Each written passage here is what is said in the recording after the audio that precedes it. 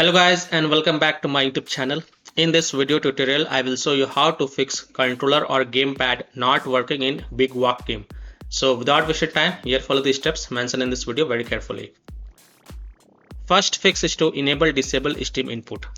So open Steam, go to library, right click on Big Walk game. This is just an example. You have to right click on Big Walk game and then click on properties. Go to the controller tab and from here first select disable Steam input and then restart the game, and after restarting the game check if your problem is solved or not. If not, then again go to the Big Walk game properties, go to controller tab and this time select enable Steam input and then again restart the game and then check if your problem is solved or not.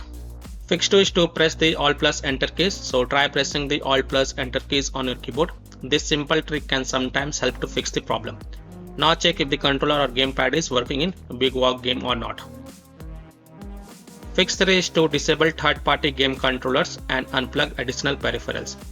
So other peripherals on your PC like third-party game controllers or any plugged peripherals such as USB devices, pen drive, phone, camera or additional controllers, display, mouse, keyboard might conflict with the game. So remove such peripherals devices and then check if it fixes the problem or not. Fix 4 is to use a wired controller. This is an alternative solution.